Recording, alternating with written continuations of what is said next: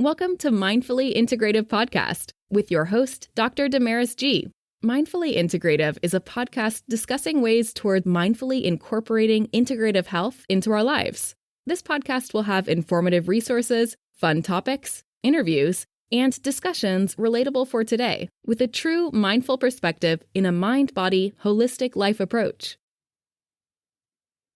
Hi, how are you? So let's get into this lesson of dietary interventions and how it supports the GLP-1 function in your body, whether you're taking a medicine or you're naturally boosting it. So glucagon, like peptides, is a hormone that plays a critical role in appetite regulation, blood glucose, and metabolic health.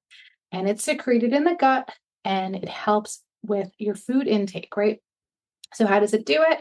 Enhances your insulin secretion, improving blood sugar, slowing gastric emptying, and reducing the appetite. When it's directly influenced by what you put in your body, you're going to boost it. Now, what certain foods can do this? Surprisingly, there's a lot of good foods that can do that. Enhance your metabolic health, improve your insulin sensitivity, and support weight management. Major foods are protein. So I'll talk more in depth on what kind of protein that you need, but think about stimulating the production by improving and regulating your hunger. Improve metabolic function by protein-rich foods. High protein stimulates GLP-1 secretion, helps reduce post-meal glucose spikes. It keeps you more full longer. Best protein sources are GLP-1 produces when you have more eggs. It produces and boosts your GLP-1, reduces your appetite. Fatty fishes like salmon, mackerel, sardines, like a Mediterranean, but protein-wise, lean meats, chicken, turkey, grass-fed meat. Plant-based proteins, you can get tofu, tempeh, lentils, black beans, algae, quinoa, many good sources of fiber in there too. And why does the protein matter? It slows the digestion. It's keeping you full longer. It stimulates muscle maintenance, which is important for metabolism, especially when you hear that GLP-1s are maybe getting rid of the muscle, right? So you want to make sure you're not losing that muscle and you're losing just the fat. So how do you do that? You maintain muscle, you would maintain working out, you maintain lifting, you maintain intake of protein. I talk a lot about intake of protein and think of it like if you can do 1 gram for half your body weight, if you're 150 pounds, let's say I'd like you to get about 75 grams of protein a day. That's a give or take. I mean, obviously there's a little bit more to it, but that would be the quick and easy. And when you're looking at the protein, look at the box, make sure it's high quality protein and it is not low. So why does it matter? It slows digestion and stimulates your muscle maintenance and it gets you to where you need to be. So let's talk about the macros of high fiber foods. Now, what would that do for you in GLP-1s? We're talking about the gut, right? So it does slow the digestion because that is part of its job. So how do you improve that? Well, you improve that by getting more dietary fiber. When someone says, I'm constipated, I'm at a plateau, I don't understand what's going on. Well, what are they putting in their body? Are they drinking alcohol? Are they not hydrating? And do they not have enough fiber? How do you do that? You benefit your body by steadying the glucose release within the body and in the bloodstream. Best things you can do, vegetables like broccoli, quinoa, Brussels sprouts, fruits, legumes, berries, pears, bananas, citrus, soluble things that are really good for the body. Whole grains, whatever that is for you. It helps slow digestion. And it matters because in this one, it absorbs the excess glucose. It prevents blood sugar crashing, feeds your gut bacteria what it needs so that it enhances the GLP-1. Because when it has the bad bacteria, GLP-1 is suppressed and those L cells will never be produced in the small intestines. When you understand that, you understand why your medications are not working. So when someone says, oh, they're not working, you're not doing the right foods to promote enhanced and better care. so that you can weight loss. When you understand where your body is and where you're at, then you can make change. Now, and it can last longer. So add in, let's talk about healthy fats. So there's good and bad fats. What is that? Polysaturated or unsaturated, saturated. You want to have those that are going to improve your gut integrity, reduce the inflammation, support yourself from feeling that fullness so that you can get your hormones regulated. Now, the polysaturated fats are the ones that we have problems with when there's all those excess and those seed oils. The best quality foods that you can get really are from things of monosaturated. So let's think avocados, think sustained energy better, more fullness, think nuts, seeds, olive oil, fatty fishes again, like mackerels, sardines, salmon.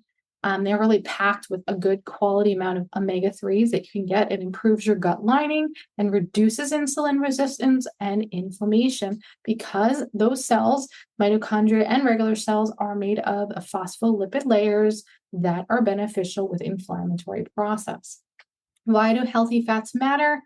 In this case, it helps your appetite hormone regulation and reduces those cravings. It improves cellular insulin response, preventing blood sugar spikes, supports gut health, and is crucial for optimal GLP-1 secretion. They're all very important in what you put into your body. The importance of each of these macros: protein, fiber, fats. So think the fiber is more like the carbs. Get your protein and your fats. You want to have more of the whole foods to help balance you out. And when you pick the right things and less of the junk, you're going to regulate your body. So it improves your insulin resistance, GLP-1 function, and weight management. Your takeaway, think of it as more nutrient dense instead of what you don't put in your body. Think about what you could put in your body. More whole foods, nutrient dense, and how does that optimize your support for your body? Now that's different for each person, but I'm going to tell you, you boost your metabolism by showing your body what it needs, and the nutrient dense foods is a priority, and that boosts and helps support your weight management. This improves a long-term metabolic health, not short-term, not a quick fix, not a yo-yo diet. So what is good for you? So what is a nutrient dense foods? Stated before, nutrient dense means minimally processed and packed with vitamins, minerals, fiber, and healthy fats. Fuel your body with and enhance your metabolic function. How do you do that? Again, whole foods, nutrient dense food. Think no additives. The fresher, if it doesn't have an extra ingredient in it, it's probably better. Just broccoli, just fruit, just things of that nature. Nutrient dense like leafy greens. Sometimes there's supplements are needed. Wild caught fish, legumes, avocados. Anti-inflammatory foods. There is a whole bunch of things that I would talk about this, but think of it like it supports the gut health and inflammation that enhances more GLP secretion. When you have fermented foods, omega-3s, think the more colors, the more better, or antioxidants, it'll be for your body. Now, ways to do this and enrich it are more whole food support. Think broccoli, spinach, lean proteins, chicken, fish, tofu, eggs, healthier fats, avocados, and oils, improving the insulin resistance because it's going to contribute to, building up better fat storage and improving your insulin resistance. So when you're talking about each of these and why they matter, the goal is to be balanced, right? You're not trying to have the bad stuff. You're trying to put in what will optimize your life so that you can have weight management and quality metabolic health. Now, that's the goal, right? You want to enhance your fullness. You want to fat burn, be metabolically healthy, not have hyperinsulinemia within the body, improve the gut overall, and your microbiome balance. And when you take each one of these tidbits, these will help.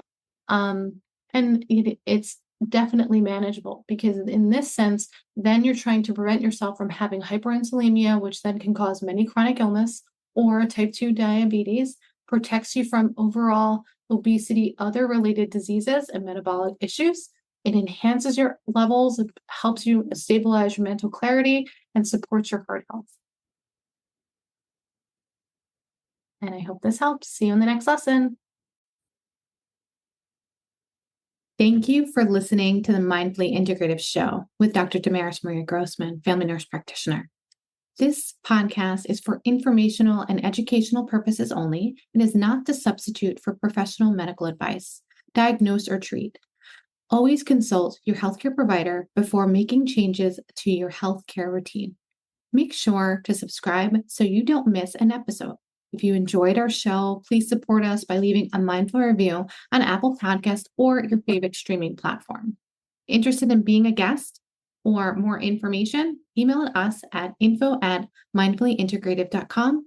For resources mentioned in the show, visit our website at www.mindfullyintegrative.com. You can also connect mindfully with Dr. Damaris on her social media links found on the site.